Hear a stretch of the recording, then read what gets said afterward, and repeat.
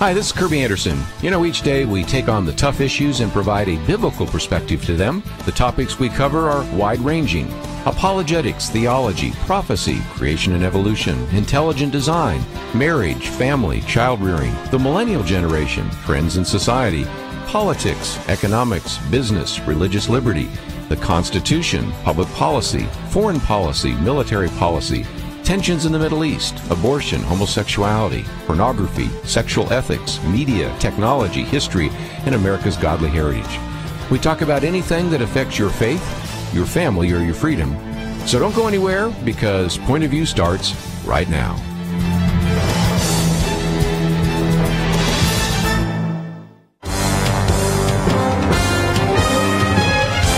Across America, live. This is Point of View.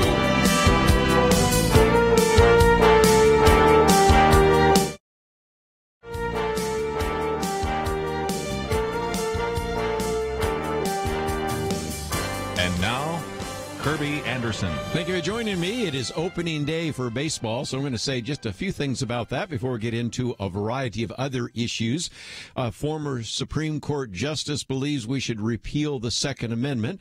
Won't spend a lot of time on that, but I'll give it at least a little bit of an attention because it has been in the news.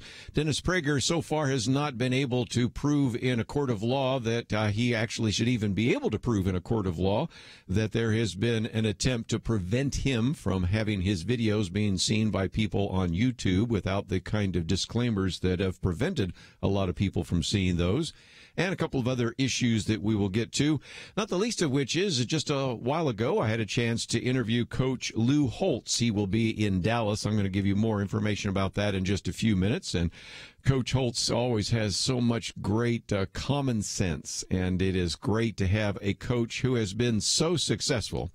How successful? For example, his Notre Dame team went 12-0, won the Fiesta Bowl, and was, of course, the consensus national champions.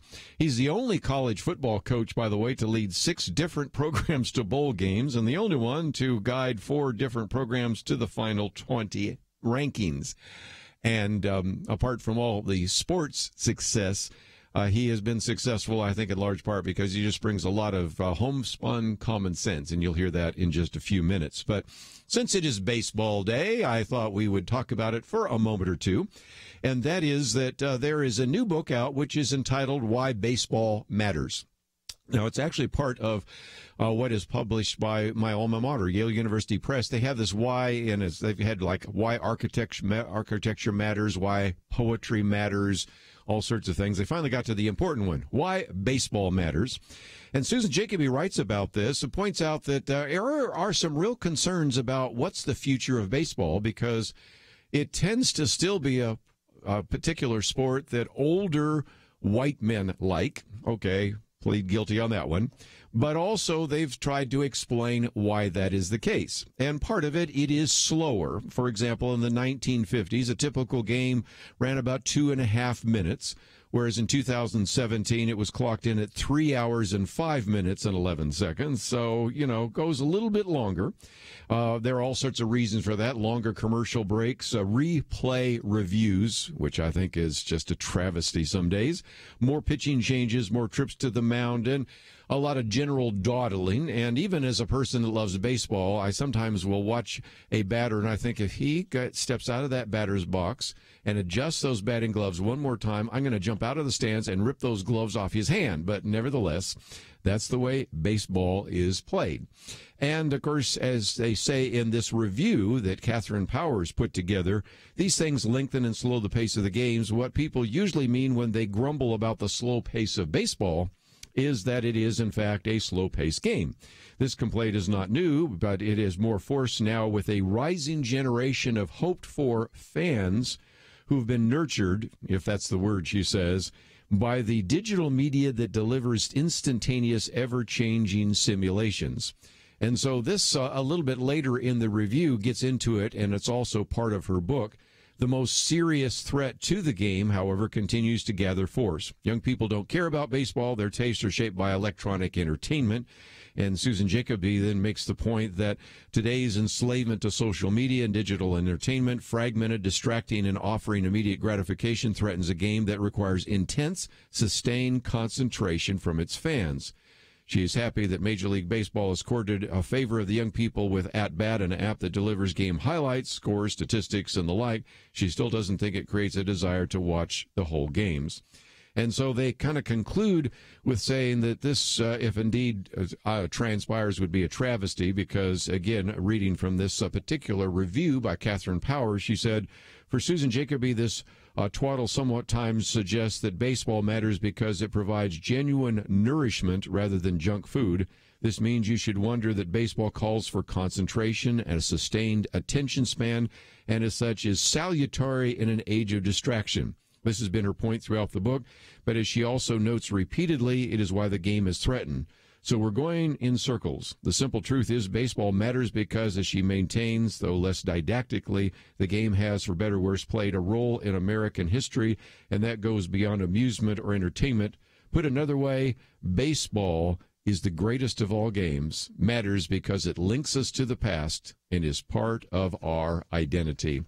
Still, take me out to the ball game, and Cracker Jacks and everything else are part of that as well. Not to mention the peanuts. So, if nothing else, if you have a chance to watch a game today, either live or by phone or by television or however you have a chance to watch it, I would encourage you to do so. It is the start of a very long season. If there's any sport that believes in meritocracy, it is baseball. 162 games, you can kind of catch a pass here, you can dribble something there, but when you play that many games, those who are really gifted are the ones that succeed. Just before we take a break, let me just mention that there is a New York Times editorial out by the former Justice John Paul Stevens calling for the repeal of the Second Amendment. He says for over 200 years after the adoption of the Second Amendment, it was uniformly understood as not placing any limit on either federal or state authority to enact gun control legislation. In 1939, the Supreme Court unanimously held that Congress could prohibit the possession of a sawed-off shotgun, which it did, because the weapon had no reasonable relationship to the preservation and efficiency of a well-regulated militia. But then he is very disturbed that because in 2008, when the court finally did address the issue in the District of Columbia versus Heller case, he was on the losing side. He was one of the dissenters and is convinced that the best solution is to get rid of the Second Amendment. And the people in the Wall Street Journal today said critics often accuse the National Rifle Association for paranoia for arguing that gun controllers want to eliminate the Second Amendment.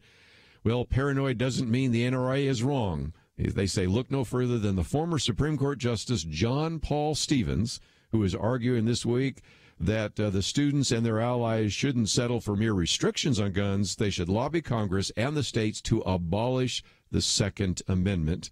And, of course, he lost in a 5-4 decision, but is believing that really now momentum is moving the other way. Will Congress pass legislation to actually repeal the Second Amendment? You would need 2/3 in the House, 2/3 in the Senate. Does anybody seriously think that would happen? And then, of course, you need 3/4 of the states. The other option suggested by John Paul Stevens, which came out of left field because most people don't even know what an Article 5 state convention is that could be the case, that if indeed we could convene a state convention, a constitutional convention, if you will, using Article 5, then they could propose that amendment, bypass Congress. You still have to have 3/4 of the state legislatures to repeal the Second Amendment. Not going to happen. It is an exercise in futility and an exercise in maybe sour grapes because he was on the losing side of the Heller decision. But nevertheless, that's what's in the news these days. And so we did post some material about that. And if you'd like to read it, I would highly encourage you to do so. We've got the actual column by him from the New York Times, and it's on our website, pointofview.net. I thought when we come back, though, we're going to have a chance to hear from Coach Lou Holtz, an individual that certainly has been very successful in sports, but brings a lot of common sense to issues of everyday life. So we'll have a chance to hear about him and from him right after this.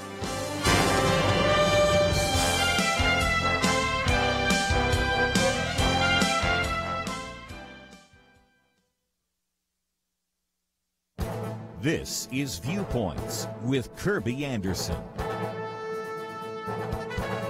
You know, more and more Americans believe in pluralism and many believe in universalism. First, let me define the terms. Universalism would be the belief that everyone will be saved after death and go to heaven.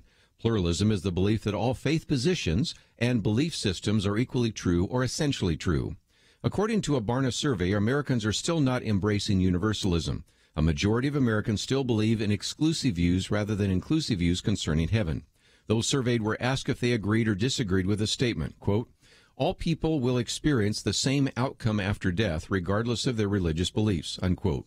Americans disagreed with the statement by 55%. The survey shows that Americans still reject the idea that everyone is saved, but the declining percentages suggest that universalism may become the dominant theological view in the next few years.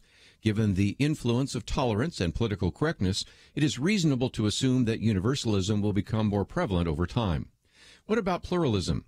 The survey asked if Americans agreed or disagreed with this statement, quote, it doesn't matter what religious faith you follow because they all teach the same lesson, unquote. A majority disagreed with the statement, although 43% agreed with the statement.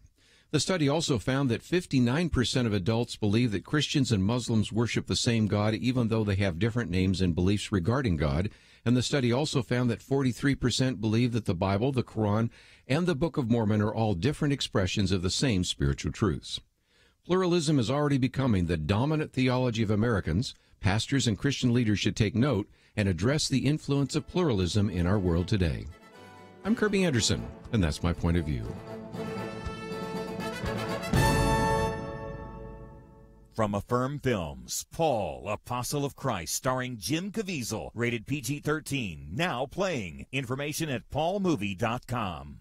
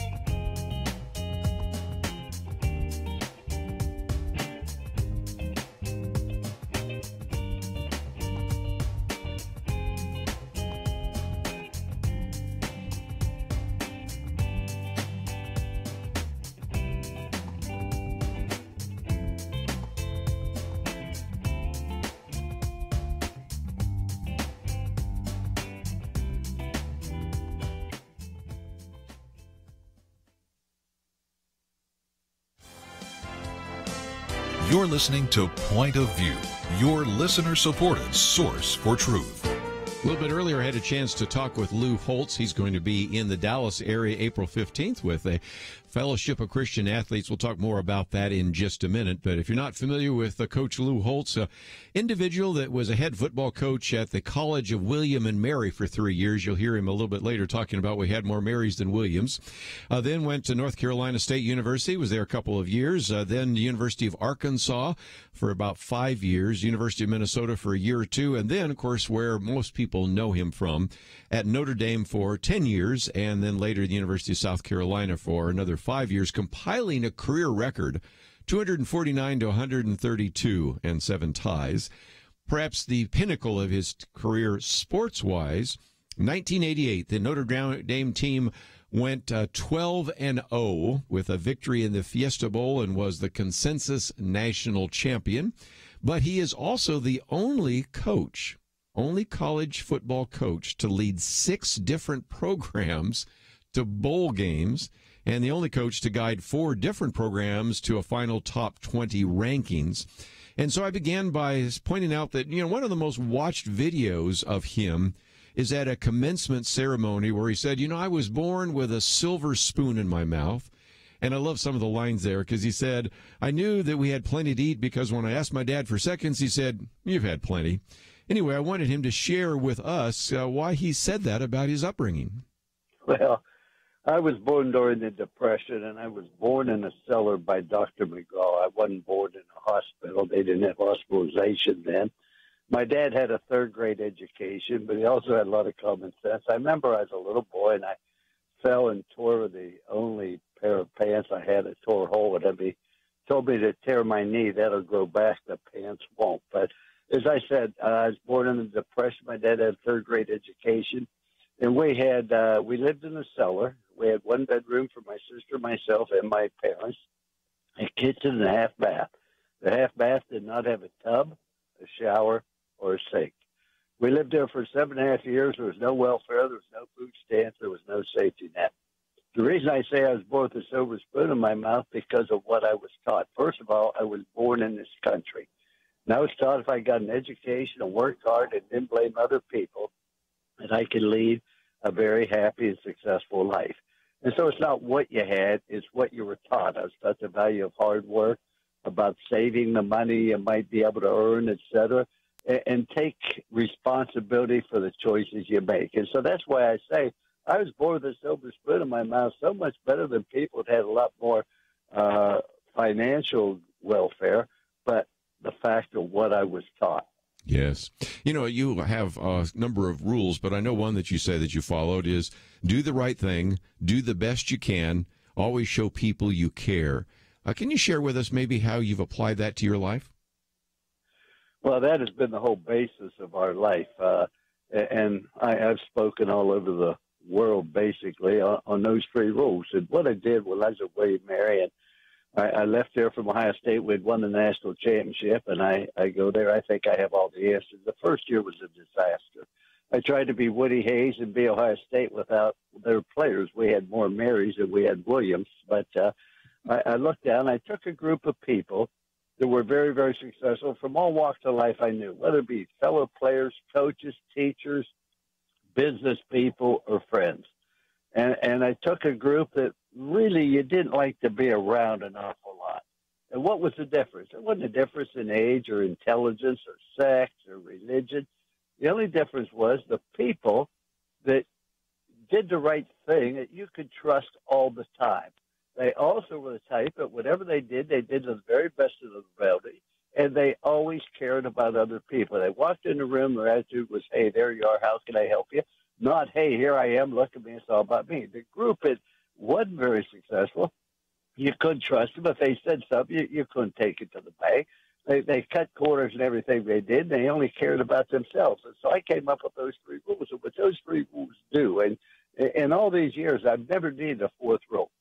Every relationship has got to be based on trust. You cannot have trust with people if both parties do not do the right thing. I also must say that you cannot have trust without having transparency. Why don't we trust our government? Because there's no transparency. My wife and I have been married 57 years this summer. That we have complete transparency. There's no secrets between it. And so if you do the right thing, you're going to build trust. If you do everything the best of your ability, then people are going to know you're totally committed to excellence. It's not about slogans or about this. It's about doing everything the best you can. And the last thing that people want to know, do you care about me? So those three rules build a trust, they build a commitment, they build a care. And then what I just say, that has been the basis of our coaching. There's a statue of it at Notre Dame. There's three words on the pedestal: trust, commitment, love. I didn't put them there. The players put them there. Notre Dame put them there because that's what we believe. Now, when you have those three rules, and if somebody violated them, which they often did, you sit down. You say, I don't believe you're doing the best you can in Spanish 2. Here's why. You got an A in Spanish 1, a D in Spanish 2. You missed class 3 times, study all twice, 2 to 1. I don't believe that's the best you can do. You never attack the performer, but you must attack the performance. And life is nothing more than making good choices. There's 400,000 words plus in the English vocabulary, and I didn't count them, nor do I know them. But the most important word by far is the word choice. And if you make good choices, your self-esteem goes up. There are two types of people: those that pull other people down and those that lift people up. The people that have a poor self-image are the ones that are always criticizing everybody else, trying to pull them down. And what I found, you follow those three rules, your self-image goes up. Outstanding. So again, do the right thing, do the best you can, and always show people you care. We're, of course, talking with Coach Lou Holtz. And, you know, one of the things, Coach, that I notice is many people that call into my radio program kind of complain about their situation. And yet one of your other very famous lines is, life is 10% what happens to you and 90% how you respond to it. Seems to me that's a real secret to life that we need to teach once again to our generation, don't we? Well, I definitely do. I think today we're celebrating my wife's 80th birthday, and all her children are coming in, and we're making a big deal because she's having some health problems at the present time. But to give you a prime example how we not only talk about that, we try to live it. June 22nd, 2015, I was awakened at 2:30 in the morning with a smoke alarm. And I wakened my wife, and we got out with our bathrobes, nothing else. The fire department came, a couple fire trucks. They had some water pressure. The house burned to the ground. We lost everything that we had. I mean, it burned completely to the ground. It was a beautiful home, I might add. And there we are, 8 o'clock in the morning. There's nothing but smoldering ashes. And my wife's crying, and rightfully so. And I said to her, I said, honey, you have 24 hours to cry, to wallow in self-pity, to feel sorry for yourself. But come 8 o'clock Monday morning, we're never going to look back. We're never going to say, what if, why us? All we're going to do is we're going to build it bigger and better. We're going to move forward. We're never going to look back and complain. And we live in a home now. She designed it. She's very, very religious. She built the whole house around her little chapel that she has.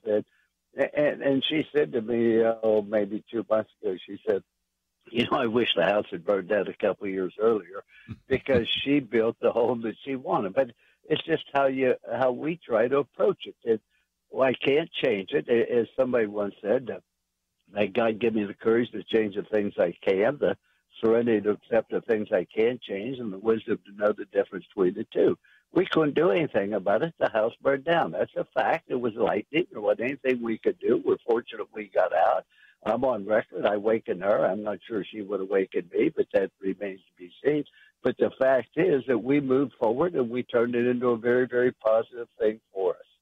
Again, Lou Holtz, we're going to take a break and get a chance to hear a little bit more of his common sense perspective. And again, some of the great rules. Do the right thing. Do the best you can. Always show people you care. Life is 10% what happens to you, 90% how you respond to it. Just a couple of great insights from him. Let me just mention that if you are already involved with the Fellowship of Christian Athletes, I suspect you'll be going to the dinner that will be held April 15th. But if you'd like to know a little bit more about the Greater Dallas-Fort Worth FCA, just go to dfwfca.org. And we'll give that again in just a minute. But again, the dinner will be April 15th. And it is at the Westin Stonebriar Resort in Frisco. But whether you have a chance to attend the dinner or not, I just think you're going to really appreciate, and already probably have appreciated, some of the comments by Lou Holtz and just the success that he has had, not only on field, but off field as well.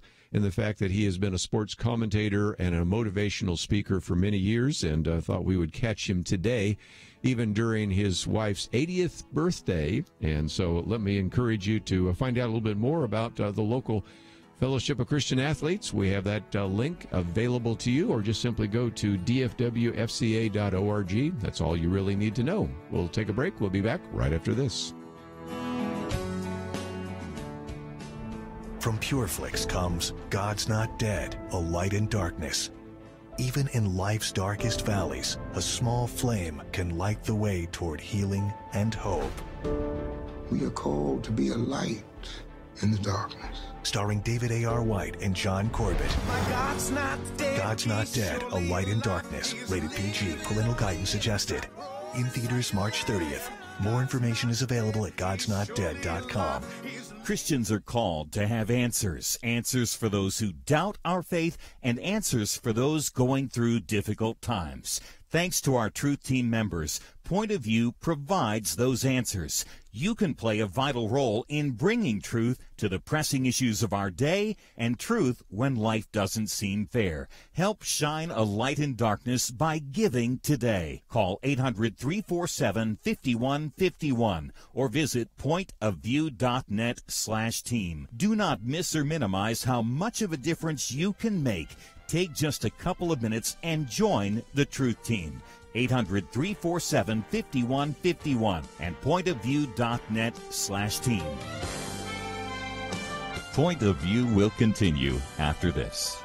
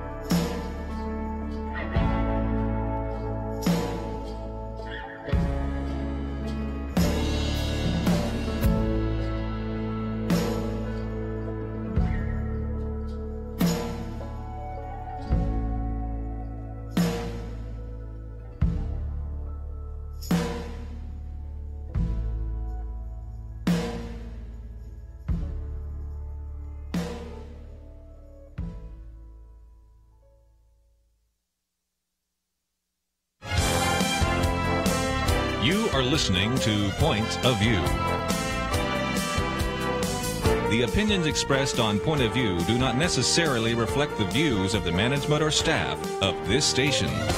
And now, here again is Kerby Anderson. And continuing some of the conversation I had earlier today with Coach Lou Holtz, let me just mention before we do so that this is all part of a pre-tournament dinner that is taking place.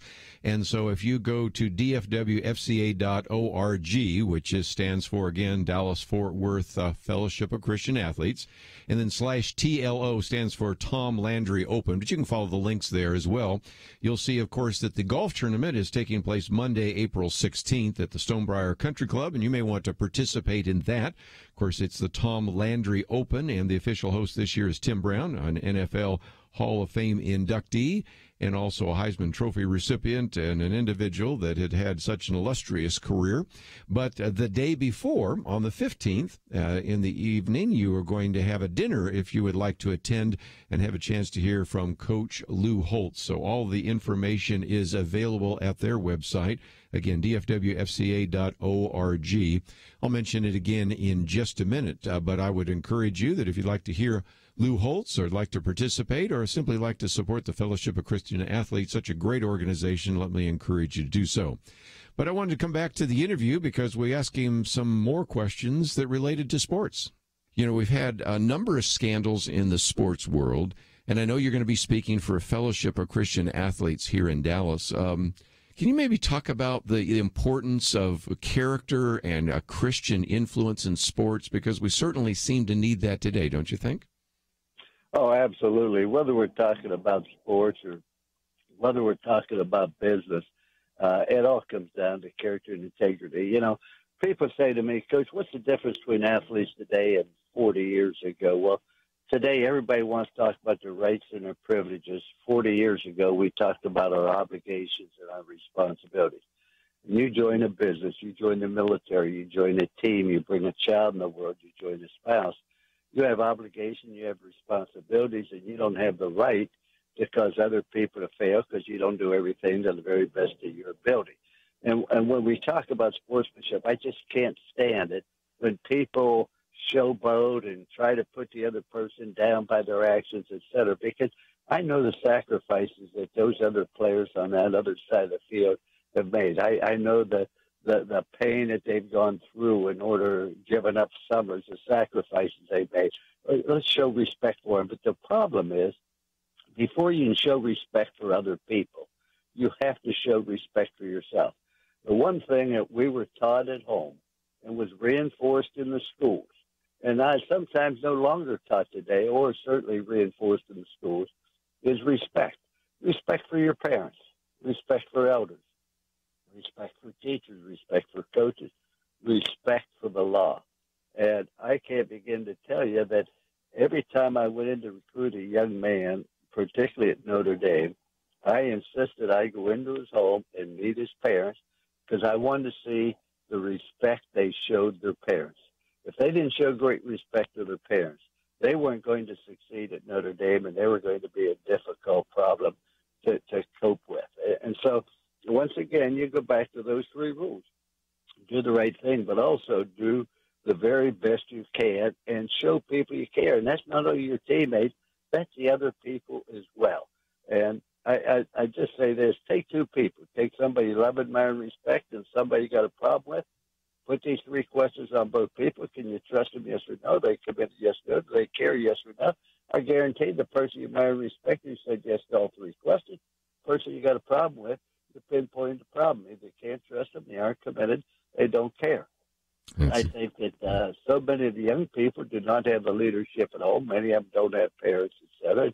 I'm working with Ben Carson and President Trump of trying to get people in the inner cities to make good choices, and we're in the process trying to figure out how we can best do that, because I tell you, you really help people once they have good sportsmanship and treat other people the right way and have a good positive attitude and belief.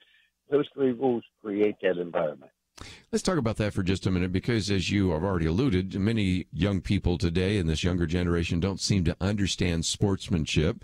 And yet, of course, we're talking about Fellowship of Christian Athletes, and there's where you can provide, I think, a context for a positive male role model, which I think a lot of these young people need. So how can we begin maybe working with groups like that to provide that role model, since many of them don't have a man in the home to really teach them respect and sportsmanship and character and the kinds of things that are going to help them be successful?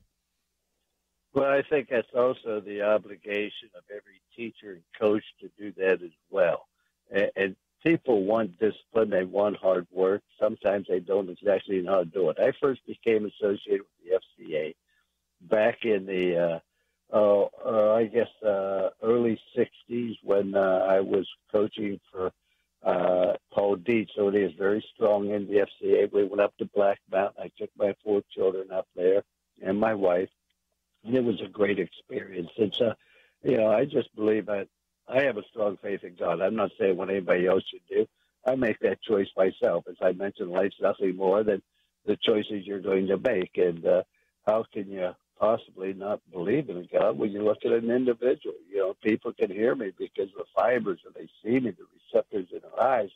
You think about the blood, and you think about the brain, you think about the reproductive system. You could tell me that just happened by chance, and when you consider the fact that 11 of the 12 apostles died as martyrs.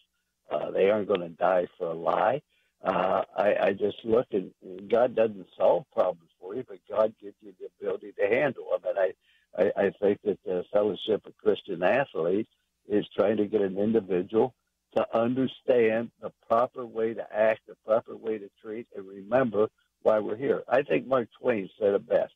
He said the 2 most important days in your life, one's the day you're born, and the other is the day you discover why you're born.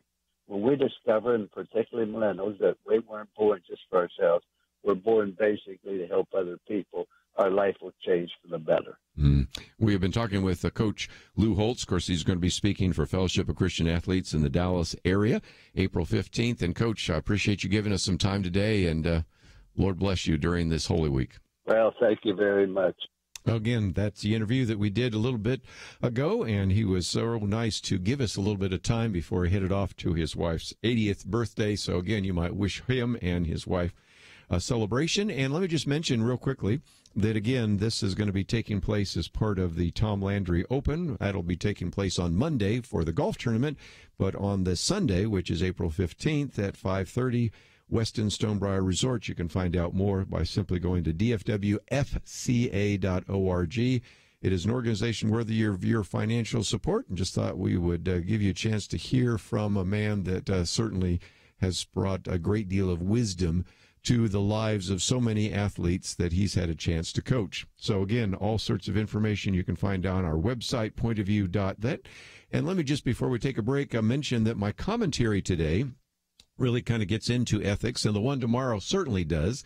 The one today is on pluralism, and it's just a reminder that we have, because of the Barna surveys, a lot of people that say, well, you have your views and I have my views, and as a matter of fact, the study discovered that a majority, almost 6 in 10, 59% of adults believe that Christians and Muslims worship the same God, even though they have different names and beliefs. The study also found that 43%, which is not quite a majority, but pretty close, believe that the Bible, the Quran, the Book of Mormon, all are different expressions of the same truth. So there's some theological issues that need to be addressed there, but then the one that I have tomorrow gets into what I call moral reasoning and ethics. And it is something that was based on a very seminal essay by Ravi Zacharias, who's been on the program with us before, in which he talked about the moral reasoning. And he used a great example that came from the book The Roads to Modernity by Gertrude Himmelfarb, who's been on the program with us as well. Not too often because she's pretty academic, but nevertheless, it was talking about how in that particular situation you've had both the European Enlightenment and the English Enlightenment, and there's all the difference in the world, because in America, and for English philosophers, moral reasoning was supreme.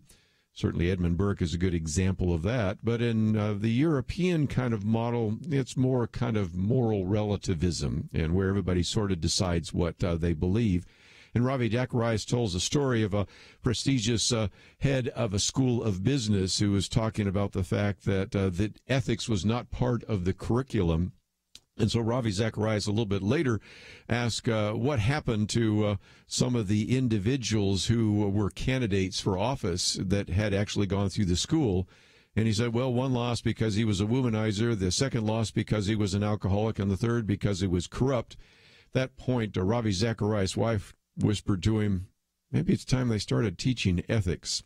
And I think it's a great illustration that oftentimes these schools that just say, well, we can teach all of these academic disciplines, but we won't talk about ethics. Or in the coach world, we can teach them how to block and run and hit a ball and kick. We won't teach them character. No, it does make a difference. Let's take a break. We've got a lot more to cover. We'll do that right after this.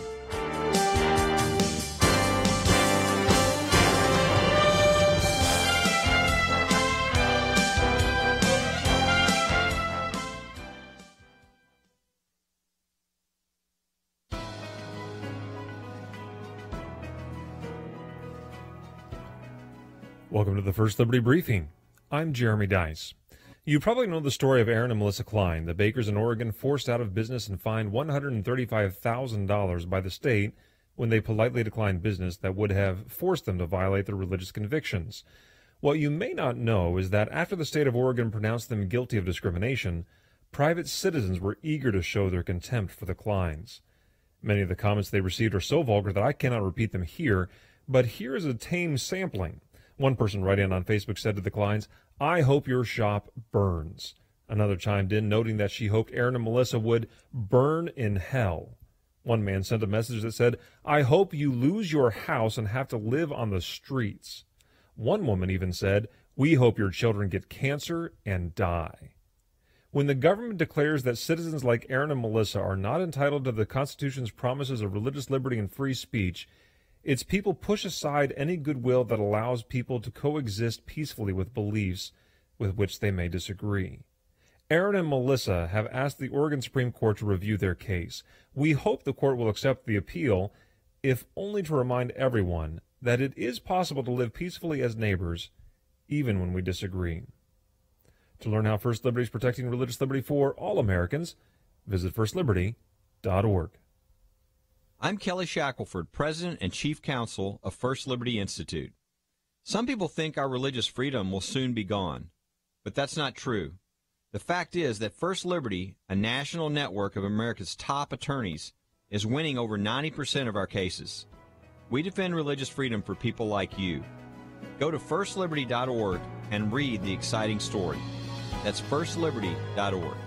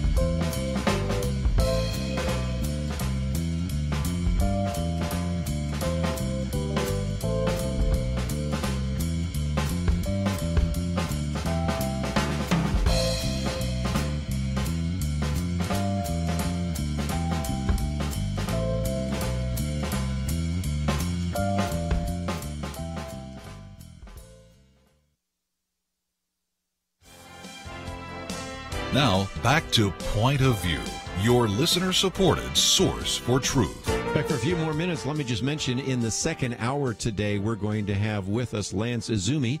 Been a while since we've had him with us. He's with the Pacific Research Institute. His latest book, The Corrupt Classroom. Of course, he has written quite a number of other books about what is happening in education, but this is the most recent one. And it really kind of gives you an update. One of the chapters will deal with some of the political and ideological bias in the classroom. Then a chapter on unsafe environments that we're going to look at. Then Chapter 3 on fiscal mismanagement. After all, your tax dollars are going to these schools, and the mismanagement is enough alone for you to want to exercise your responsibility and your, in many cases, your property tax rights and all that to say, wait a minute, we wouldn't allow any other institution to be mismanaged this way, especially since it, in many cases, is producing a product that isn't all that successful. Then a couple more, fiscal mismanagement, of course, then sexuality, the whole sexualization of the classroom, and that is one that we'll have to probably give a parental advisory for, because we're going to get into a couple of kind of big issues. And then, of course, religious bias. This is a book called The Corrupt Classroom, Bias, Indoctrination, Violence, and Social Engineering Show Why America Needs School Choice. He's, of course, been a leader in that field for many years and has certainly been able to document some of the mismanagement and some of the problems taking place in our public schools. And the only way, perhaps, to turn that around is to have some competition.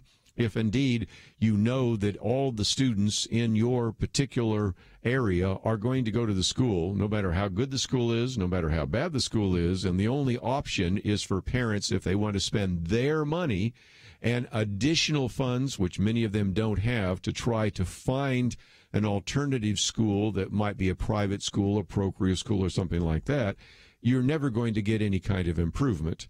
And, of course, we know what happens when various companies have a monopoly, and that's, of course, what we have in the public school system. So we're going to talk about some of the problems. And, again, we appreciate those of you that have your kids in the public school, or those of you that are public school teachers. That's not to condemn you, but it is to say that the institution is a problem. And when you put good people in a bad institution, usually the institution wins, and that's the sad commentary. So we're going to get into some of that in the next hour, and if you'd like to join us, that number is 1-800-351-1212. Just before I take a break and get into some of those other topics, I thought I'd mention again, we've posted this particular article. It is the op-ed piece by Justice John Paul Stevens, which is entitled Repeal the Second Amendment. And before we took a break and had a chance to hear from Lou Holtz, I did mention that there have been some that have been responding to the 97-year-old former Chief Justice. And it is interesting that in one part of this, the individual, that is John Paul Stevens, said, quote, "The decision, which I remain convinced was wrong and certainly was debatable, has provided the NRA with a propaganda weapon of immense power."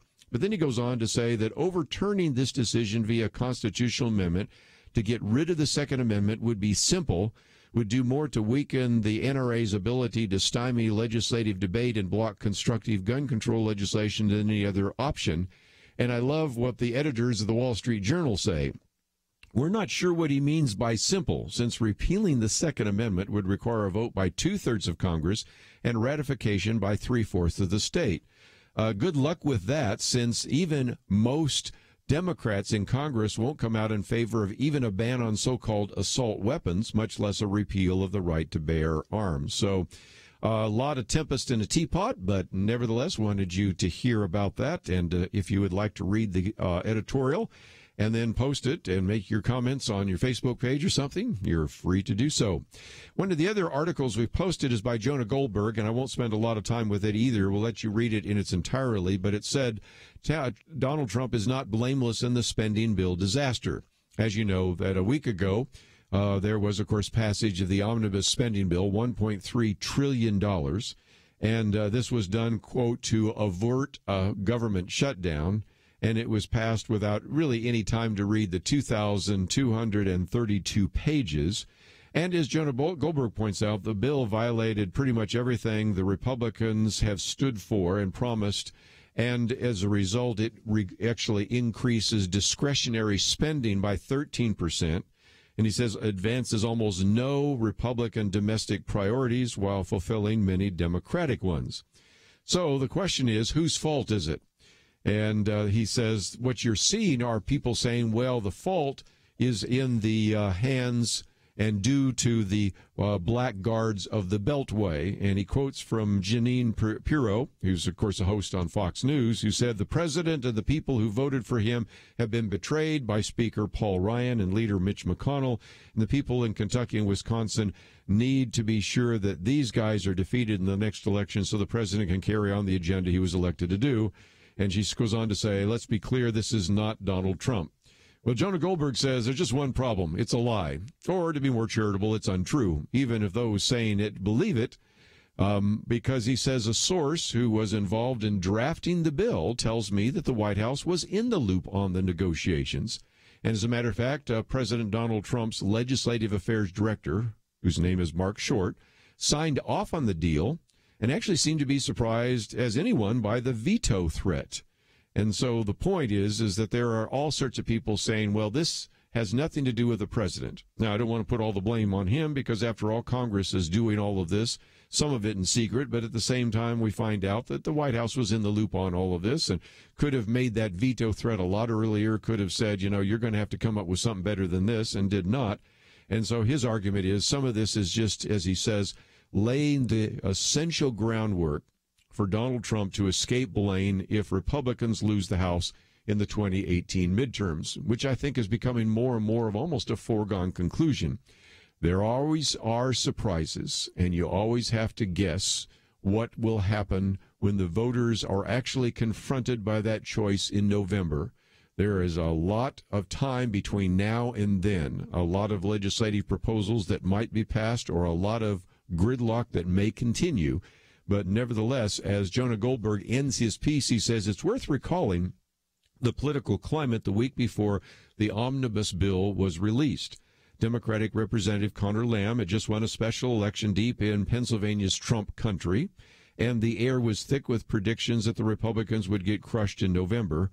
Despite a booming economy, anti-Trump sentiment was fueling a Democratic wave.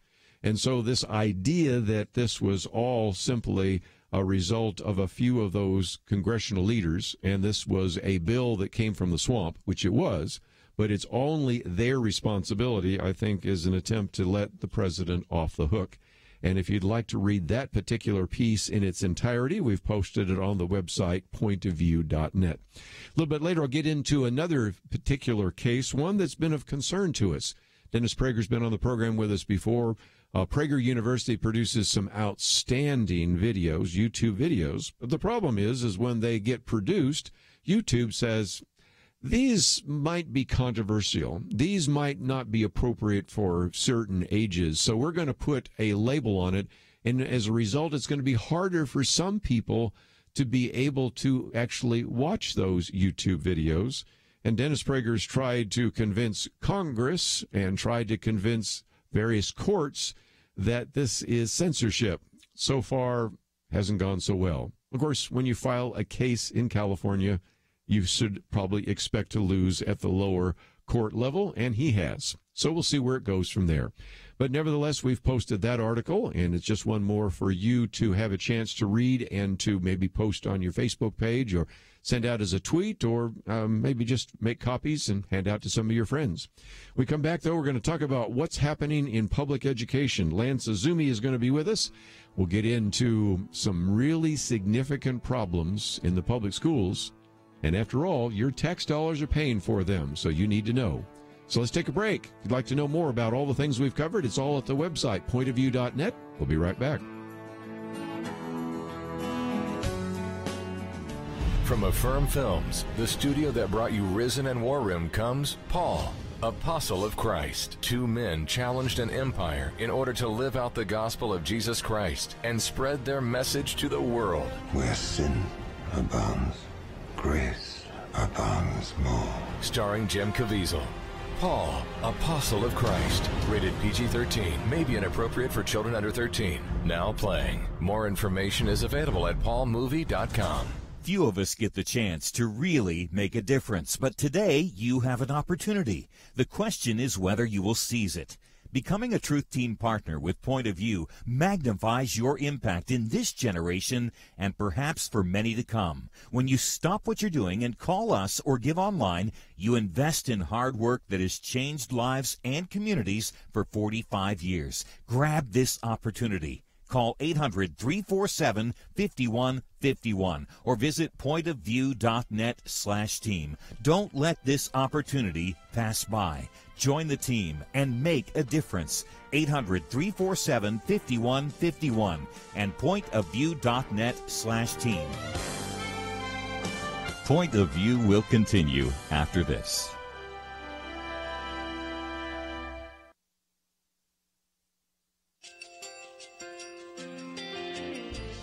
I just want to thank you so much for all the wonderful programming you have. You're just